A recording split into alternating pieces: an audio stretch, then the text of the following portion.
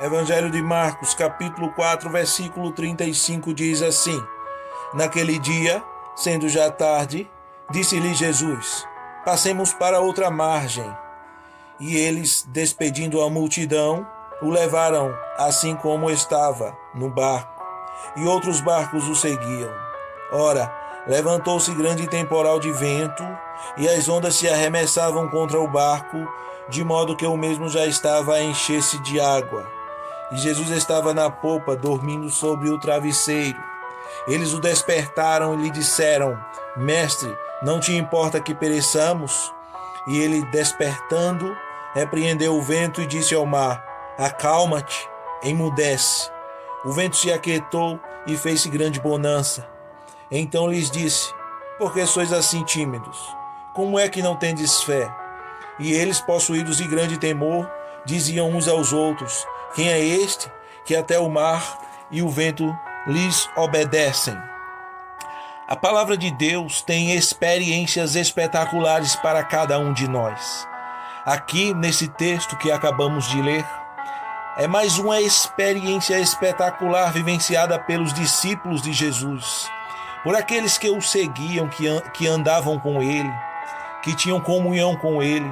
E o Senhor, ele deseja que nós, ao nos aproximarmos dele, tenhamos experiências pessoais com eles, que mudem a nossa vida, que nos tragam algo novo.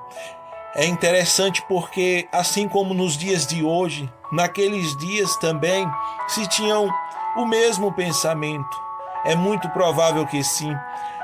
Hoje nós pensamos que o fato de servirmos a Deus, de servirmos ao Senhor, de caminharmos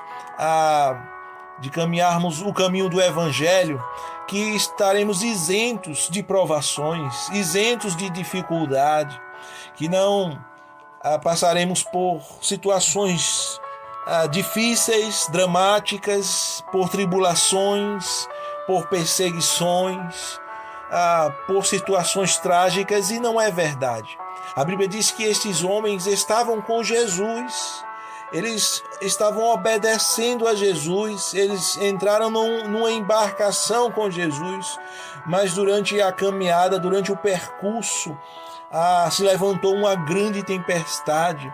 A tempestade realmente era assustadora. A Bíblia diz que o barco já estava enchendo de água. Jesus estava dormindo na popa do barco, em um travesseiro.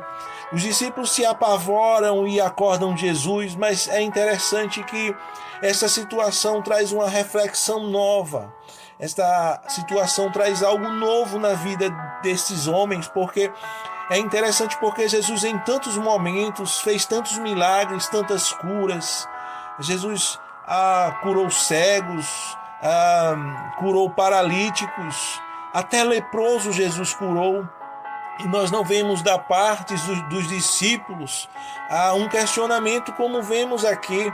Nós não vemos, por exemplo, ao curar o leproso, eles dizerem: quem é este que até o leproso curou? Nunca se viu isso em Israel, não.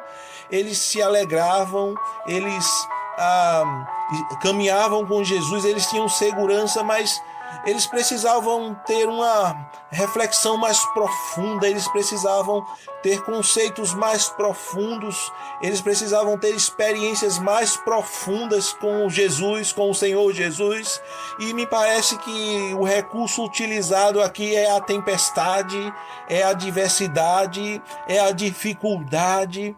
Eles se desesperam, mas eles fazem a coisa certa, eles vão até Jesus. Quantas vezes nós nos desesperamos diante das circunstâncias da vida, diante daquilo que foge do nosso controle, que foge das nossas mãos, nos desesperamos por vezes, às vezes arrancamos até o cabelo da cabeça